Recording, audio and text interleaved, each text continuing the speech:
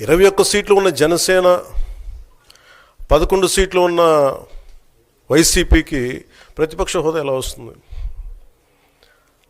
మేము వస్తే తప్ప మేము అసెంబ్లీకి రాము, ఇలా గవర్నర్ ప్రసంగాలను అడ్డుకుంటాం అనేది ఇది సరైనది కాదు. ఇది ప్రజలందరికీ కూడా తెలియచేస్తున్నాం ఈ సందర్భంలో.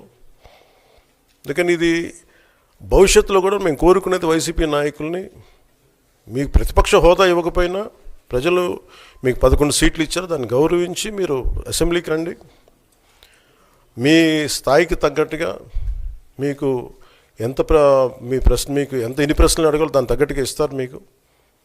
ఇవన్నీ దాటి మన స్పీకర్ గారు కూడా చాలా గౌరవంగా, వాళ్ళు 11 సీట్లు వచ్చినప్పటికీ కూడా చాలా గౌరవంతో ఇంతకాలం వాళ్ళకి ఇస్తూ వచ్చారు.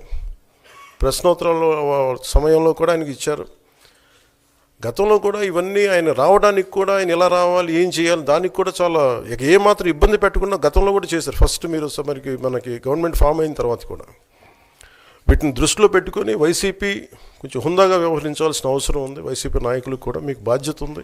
ప్రతిదానికి అసెంబ్లీలోకి రాగానే గొడవ పెట్టుకోవాలి, దేన్నైనా విభేదించాలనేది ఇది చాలా లో లెవెల్ ఆలోచన విధానం, లో లెవెల్ స్ట్రాటజీ. అది ప్లీజ్ మీరు అప్గ్రేడ్ అవ్వండి, మీరు అప్లిఫ్ట్ చేసుకొని మీరు కూర్చోబెట్టి డెమోక్రటిక్ ప్రాసెస్ని గౌరవం ఇవ్వండి.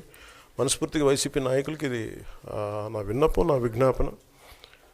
This what I would like to say. And నిజంగా కావాలి అంటే మీరు ఈ 5 సంవత్సరాల్లో మీరు ప్రతిపక్ష హోదా మీకు రాదు, అది మీరు మెంటల్గా ప్రిపేర్ అయిపోండి. 11 సీట్లతోటి మీకు ప్రతిపక్ష హోదా ఇవ్వబడదు.